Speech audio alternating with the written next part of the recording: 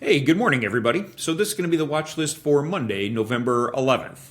And wow, what a week did we just come off of with these markets screaming higher, predicated upon legislative changes that will be forthcoming from the new administration. So I can tell you one thing. 2025 is going to be an insane roller coaster of opportunity within this market. Now, the other thing I can tell you is looking back upon Trump's last administration is that volatility will be seen on a day-to-day basis. So you're going to want to make sure that you're at least staying up to date in what's happening in the news on an overnight basis, because depending upon what he tweets, whatever he tweets is where the market is headed, and you just never know where that's going to go. So we should be in for a wild ride. But let's take a look at what's happening next week. So Monday is Veterans Day.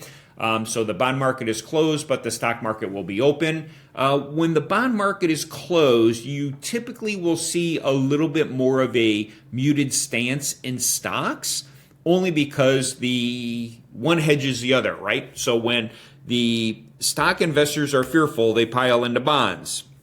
And when bond investors are fearful, they pile into stocks. So you could see a little bit more of an equilibrium there. Tuesday, we really don't have anything to be concerned about. A couple of Fed governors talking, so you'll get their perspective on maybe what a new administration means to the markets.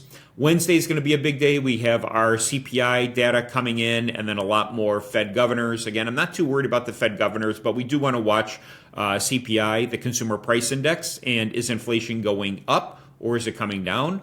Thursday, we're going to have jobless claims. Again, unemployment is going to be a big indicator for this market as to whether or not we're going to have a hard or a soft landing. And then we have the PPI, the Producer Price Index. So is the cost of materials that go into making goods and services that we all consume going up or down? Again, another inflation statistic to look at.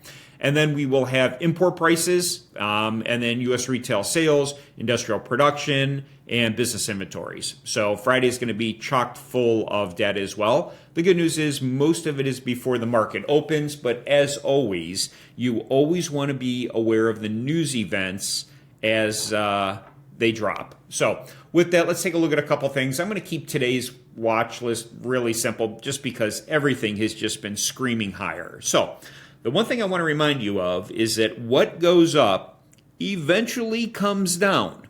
The question is when does that happen? So we're going to take a look at, I'm going to start with QQQ here. Huge gap higher after the election, and then that gap continued. So you're going to want to make sure you have your gaps on your daily time frame.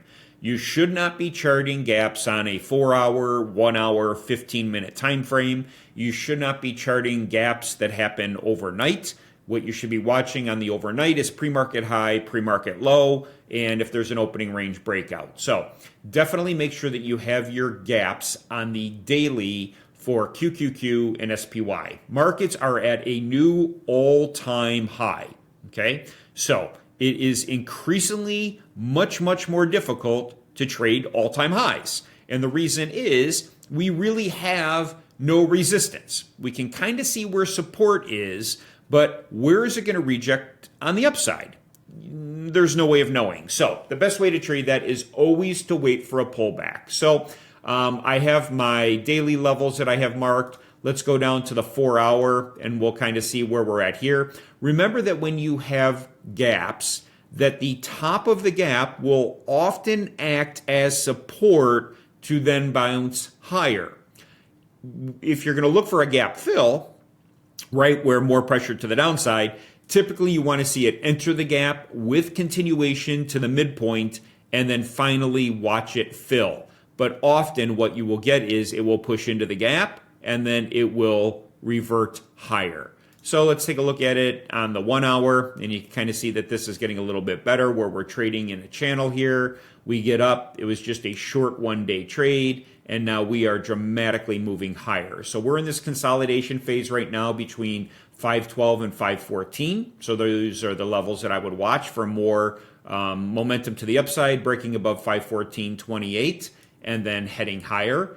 If not, falling below 512 and then possibly looking for this gap fill once the euphoria starts to wear off. But you're just going to have to be so much more patient because we just don't have a lot of levels to use when we're trading at these highs, right? Because everything back here at below 500 is meaningless. And then if we get back down to 500, you can surely bet that this is going to act as very strong support, which is also the top of this gap fill. Let's take a look at SPY, same exact thing. I mean, just rocketed higher overnight. And if you weren't in a trade with calls pre-election, it was impossible to even catch this move. So we have two gaps, one significantly, a huge one to the downside, a smaller one up here. But when I go and I take us down to, let's say, for example, the 4 hour, we had this little bit of a consolidation here between 594 and 596. We broke above it.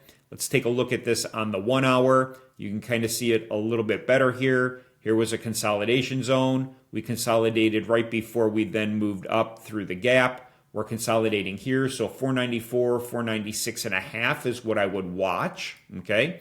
Now we do have a new all-time high, so we can just go ahead and trigger that here.